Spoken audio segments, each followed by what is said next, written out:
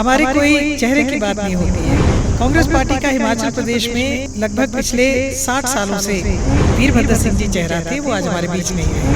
मुख्यमंत्री तो हमारी हाईकमान बनाएगी, हमें उसमें कोई हमारी ना कोई लड़ाई है ना हमारा कोई विवाद है। हमारा विवाद या लड़ाई भारतीय जनता पार्टी से है और भारतीय जनता पार्टी ने जो लोगों को त्रस्त किया हुआ है इनको बाहर फेंक निकालना, ये हमारा लक्ष्य है। सेमीफाइनल राजनीति में कभी होता ही नहीं है। मुद्दे अलग अलग समय पे अलग अलग होते हैं। आज के मुद्दे जो हैं वो अलग हैं। 22 के मुद्दे जब 22 पे 1 साल और है, मगर आज अगर आप देखें तो भारतीय जनता पार्टी की सरकार जो हिमाचल प्रदेश में भी है और दिल्ली में भी है, ये डबल इंजन की सरकार, फेल इंजन की सरकार हो चुकी है। कोई इनका जो काम करने का तरीका लोगों के हित में नहीं है। अगर हम देखें महंगाई कहाँ पहुँच गई है, चरम सीमा पे, चाहे वो गैस सिलेंडर 1000 रुपए की बात हो, चाहे सरसों का तेल 220-225 रुपए पहुंचने की बात हो, तेल, दूसरा रिफाइंड तेल, सब्जियां, दालें, हर चीज़ की रेट बढ़ रही है।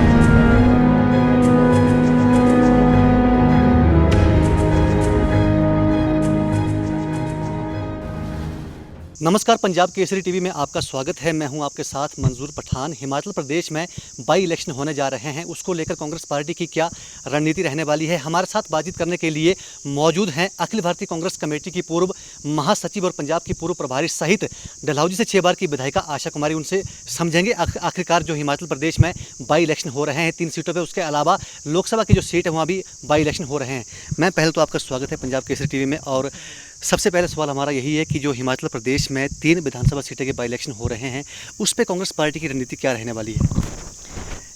3 विधानसभा क्षेत्र जो हैं फतेहपुर, जुब्बल कोटखाई और अर्की, यहाँ पे चुनाव बाई इलेक्शंस होने हैं। काफ़ी समय से हम इंतज़ार कर रहे थे, हमारी पूरी तैयारी है। हम तीनों जगह पे पूरी तैयारी में हैं और मुझे उम्मीद है कि हम ये सीटें जो हैं जीत करके आएंगे। इसमें से 2 सीटें तो कांग्रेस के पास थी, फतेहपुर और अर्की, और जुब्बल कोटखाई जो है वो भारतीय जनता पार्टी के पास थी। मगर आप देखेंगे कि ये जो बाई इलेक्शन होंगे इसमें कांग्रेस विजय दर्ज करेगी जुब्बल कोटखाई में भी। मैम, 2022 में विधानसभा चुनाव होने वाले हैं और इस तरह से जो 3 बाई इलेक्शन हो रहे हैं उसको आप कैसे देखते हैं? बीजेपी कह रही है कि सेमीफाइनल हिमाचल प्रदेश में है और इसको हम जीतेंगे। देखिए, सेमीफाइनल राजनीति में कभी होता ही नहीं है। मुद्दे अलग अलग समय पे अलग अलग होते हैं। आज के मुद्दे जो हैं वो अलग हैं। 22 के मुद्दे जब 22 पे 1 साल और है, मगर आज अगर आप देखें तो भारतीय जनता पार्टी की सरकार जो हिमाचल प्रदेश में भी है और दिल्ली में भी है, ये डबल इंजन की सरकार, फेल इंजन की सरकार हो चुकी है। कोई इनका जो काम करने का तरीका लोगों के हित में नहीं है।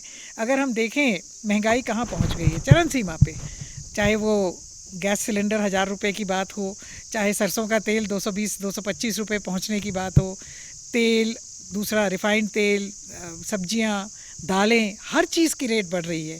और अभी जो इनके फैसला हुआ है, जहां तक हमारी जानकारी है, कि खाद्य पदार्थों पे और सब्जियों पे ये 5% जो है जीएसटी लगाने वाले हैं।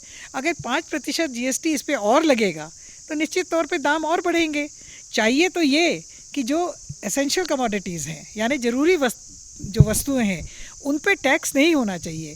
और पेट्रोल और डीजल पे जो है वो ये वैट और टैक्सेशन का सिस्टम ख़त्म करके इसको जीएसटी के दायरे में लाना चाहिए, ताकि दोनों जो ये हमारे गैस और ये पेट्रोल और डीजल है, इनके दाम काफ़ी सब्सटेंशियल अमाउंट जो है वो घटेंगे। मगर लोगों के हित में ये है नहीं। तो आप देखेंगे कि इन उपचुनाव में तो कांग्रेस जीत दर्ज करेगी ही, मगर 2022 में निश्चित तौर पे कांग्रेस की भारी बहुमत से हिमाचल में सरकार बनेगी। आप विधानसभा में जा रहे हैं, आपकी डलहौजी विधानसभा है, और बहुत सारे बीजेपी के लोग जो हैं पार्टी छोड़ रहे हैं और कांग्रेस पार्टी में आ रहे हैं।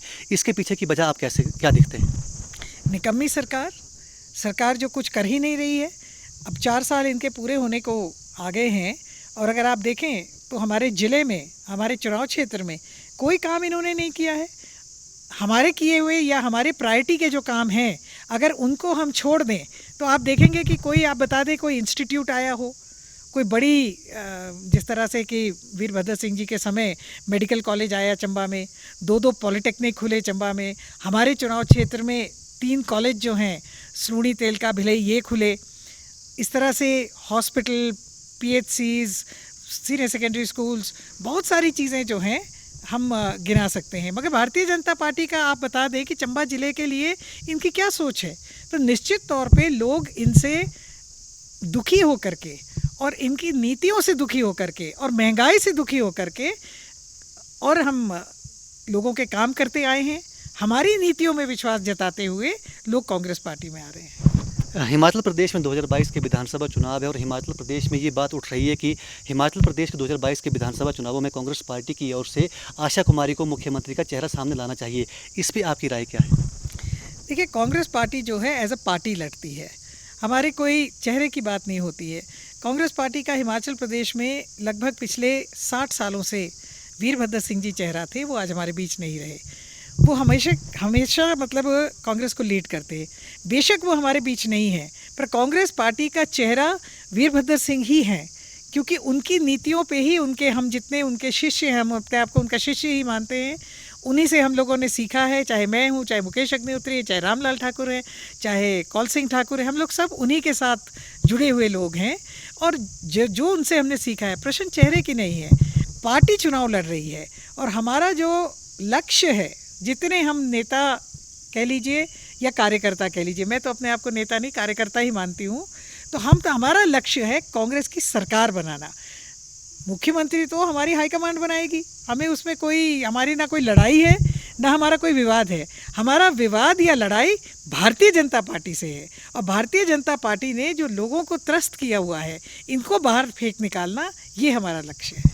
चंबा से बीजेपी के 4 विधायक हैं और कहते हैं कि चंबा में धन की कोई कमी नहीं है, विकास हो रहा है। लेकिन मेडिकल कॉलेज चंबा में स्टाफ की कमी पिछले 2-3 साल चली हुई है, लेकिन स्टाफ पूरा नहीं हो पा रहा है। अभी हाल ही में सरकार ने 27 डॉक्टर की नियुक्ति के लिए ऑर्डर करे थे, वो डॉक्टर ज्वाइन नहीं कर रहे हैं। तो इसे आप कैसे देखते हैं? मैंने पहले भी कहा कि ये अजीब जैसी सरकार है।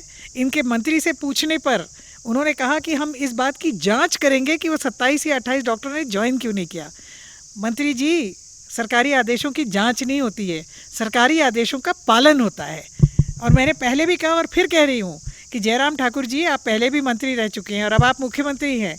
आप अपने मंत्रियों को समझाइए कि सरकारी आदेशों का पालन करवाना मंत्री जी का फ़र्ज़ है।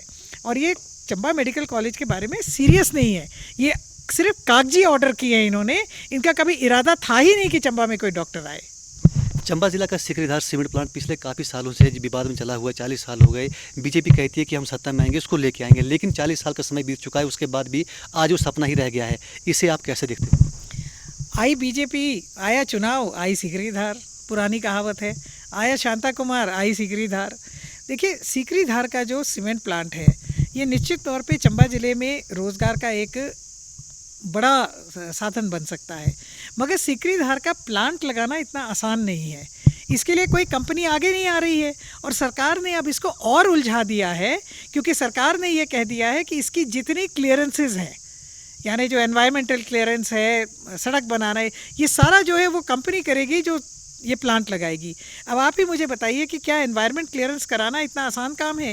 सरकार ये क्यों नहीं करती कि इसकी एनवायरनमेंट क्लियरेंस करा करके किसी कंपनी को इनवाइट करे, सड़क बना करके इनवाइट करे। वो खुद जानते हैं कि इसकी सड़क बनाना अभी लगभग 9-10 किलोमीटर सिकरीधार तक पहुंचने के लिए सड़क नहीं है। अभी तो सड़क ही नहीं बनी है। सरकार ने विधानसभा में मुझे आश्वासन दिया था मुख्यमंत्री ने कि ये सड़क जो है हिमाचल प्रदेश सरकार बनाएगी। मेरी जानकारी के मुताबिक अभी तो इसकी डीपीआर भी नहीं बनी है।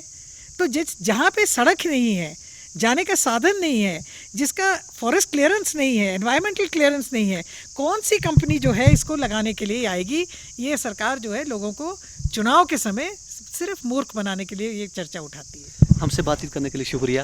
तो ये थे अखिल भारतीय कांग्रेस कमेटी की पूर्व महासचिव और पंजाब की पूर्व प्रभारी सहित डलहौजी से 6 बार की विधायिका आशा कुमारी, जिनका साफ तौर पे कहना है कि जो हिमाचल प्रदेश में बाई इलेक्शन हो रहे हैं और 2022 के विधानसभा चुनावों में हिमाचल प्रदेश में कांग्रेस पार्टी प्रचंड बहुमत के साथ सत्ता हासिल करेगी। हालांकि उन्होंने कहा है कि जिस तरह से विकास की बात बीजेपी करती है वो विकास ना के बराबर है। चंबा मेडिकल कॉलेज में जो स्टाफ की कमी है, उन्होंने कहा है कि उन्होंने विधानसभा में भी ये सवाल उठाया था कि चंबा मेडिकल कॉलेज में स्टाफ की कमी को पूरा किया जाए, लेकिन अभी तक वो कमी पूरी नहीं हो पाई है। तमाम सारे सवालों के जवाब दिए हैं। आगे फिर मुलाकात होगी, तब तक के लिए नमस्कार।